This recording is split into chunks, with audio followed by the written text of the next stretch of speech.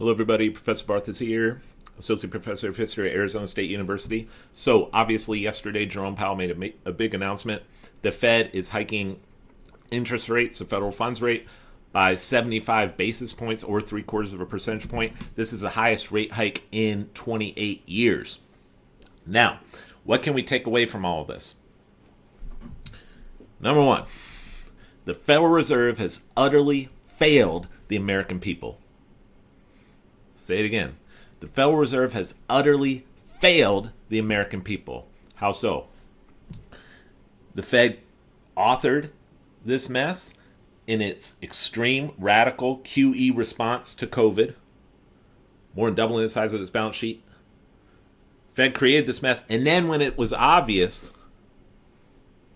that it was a mess, that inflation was here, that inflation was going to get worse, when storm clouds they're just all over, when it was obvious, not only was the Fed, you hear a lot of people saying right now the Fed was slow to act. Not only was the Fed slow to act, the Fed was actually continued policies that exacerbated the inflation.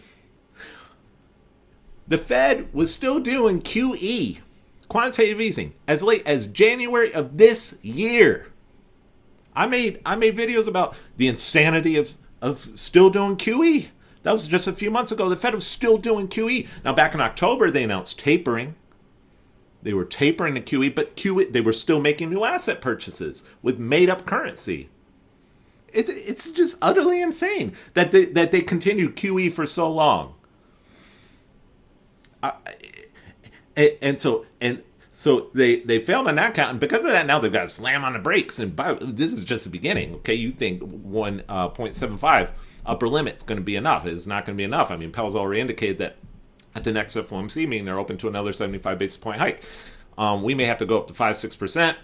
Bare minimum. I mean, Volcker took it up to 20%. I'm not sure it's going to take that, but it's going to take higher rates, which is going to affect mortgage rates. The 30-year fixed rate is already above 6%, if I'm not mistaken.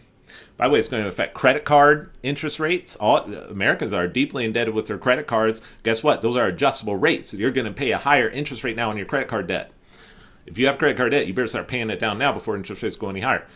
And they're going to have to do QT. QT is going to have to accelerate. It's not enough to just do $95 billion a month. So the Fed has utterly failed. Gross incompetence. And then number two, I mean, the other conclusion from this, the Federal Reserve is predicated on bad philosophy. Bad philosophy. Economic philosophy, but just philosophy in general. And that's a philosophy that experts, that a central board of experts have the knowledge, have the ability to centrally plan in an adequate fashion, to plan and to manage a complex society, or in this case, a complex economy with billions and billions, actually trillions of different components. And yet this one board, this one man, Jerome Powell, has the knowledge to determine what the proper interest rate is. That is just a totally bunk economic philosophy, it's so the entire idea of the Federal Reserve is extraordinarily wrong-headed. That this board has the knowledge, they know what the interest rate is. Well, what does history show us? Oh, they kept interest rate. Greenspan took interest rates real low in the 2000s. What happened? Housing bubble. Okay, and now look, there's something wrong with the fact that we're all waiting with bated breath. Oh, what's Powell going to do? Is he going to hike interest rates by 0.5 percentage point or by 3/4 of a point? Everybody waits. And it's always been like that with the Fed. When Greenspan was chair, everybody's, what's Greenspan going to say? That's not a market economy. A market economy doesn't work like that, where you just have one man or one board in charge of everything. That's called price fixing. And what does it lead? Okay, if you've read F.A. Hayek, I mean, he explains it very well. It's called the knowledge problem. They don't have the knowledge. And so because they think they have the knowledge, they make bad decisions, misallocation of resources, market distortion. the price system and interest rates are really the most important price in the economy. The price mechanism must be allowed to operate freely, and the Federal Reserve is a central planning agency that fixes prices. So the whole thing is, we've got to get rid of the Federal Reserve ultimately. We've got to do it. Federal Reserve's got to go. It was wrong from the beginning. It was based on, this again, that's false, progressive view of experts must run everything.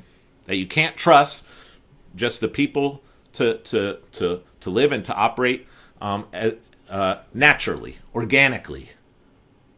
That you must rely on expert opinion, and of course it was Wilson who passed the Federal Reserve Act in 1913, so it was bad philosophy. And then it's just there's the fact that the Federal Reserve was created by and represents is made up of individuals who come out of big finance, the financial industry, and they represent the interests of the financial industry. And you see that back with the meeting at Jekyll Island in 1910. So bad philosophy, and then it doesn't truly represent the public interest. At the end of the day, it helps big finance.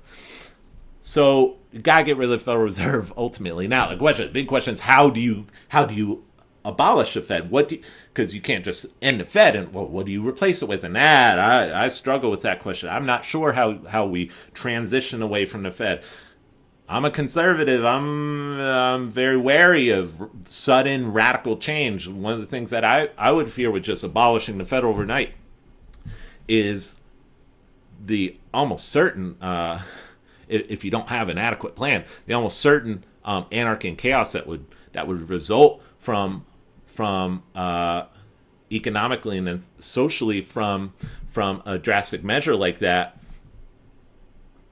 And then the possibility that instead of transitioning to a more market freedom oriented system, that you would then transition to a more authoritarian system. So I don't know. That's a big question about what we replace the Fed with.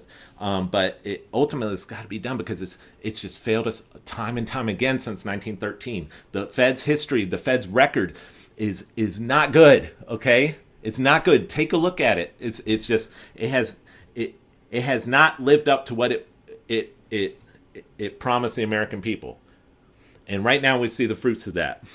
Now, what can you do to preserve your wealth in this time of uncertainty?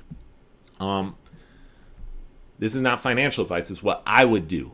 I actually don't happen to have a whole lot of just cash, liquid investments at the present moment. I got a large family. I got a mortgage. And I got college debt from graduate school. So I just don't have. I don't have a lot of investments at the current moment. But if I did, where would I put my money? I think you've got to look at hard assets. Gold and silver. Gold and silver are tried and true. They've had value all the way back to ancient times. And they will continue to have value way into the future as long as humans inhabit this planet.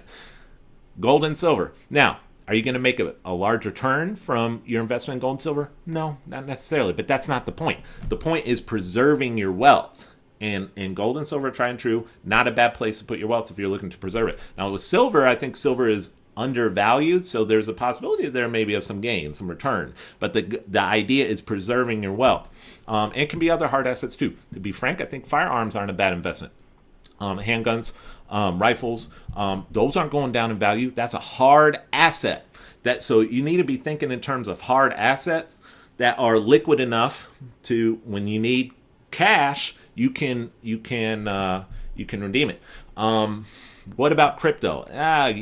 I've got some crypto. I'm not. If you have crypto, do not sell. Do not sell. Bitcoin and Ethereum are, in my view, here to stay. They're not going anywhere. And right now prices are low, obviously, but crypto has plunged over the last few months. I think it's lost $2 trillion of market capitalization since November.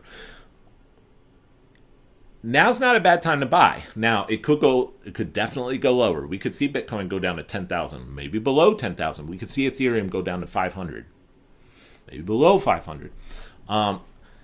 So if you're looking to invest your money and you may need liquid cash in 3 months or 6 months or 9 months or a year, do not get into crypto, because there's a chance your investment will be lower a year from now. Not necessarily, but there's a chance.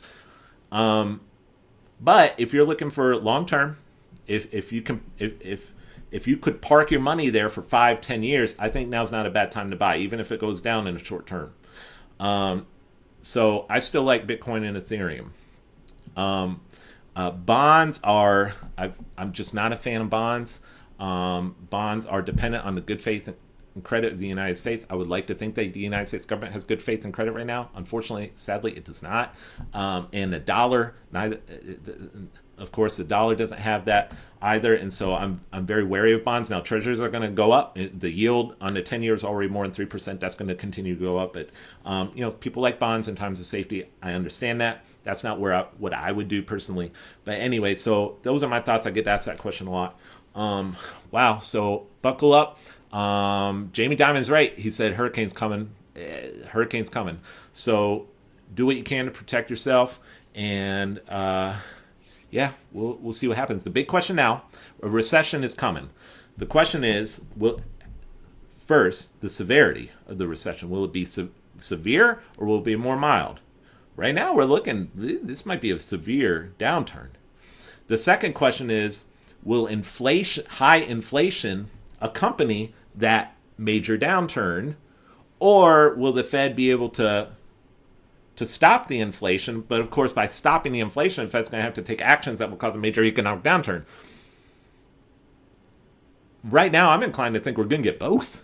We're going to get both, and so it's not pretty right now. Anyway, thanks for watching. Stay tuned with further updates. God bless. Talk to you later.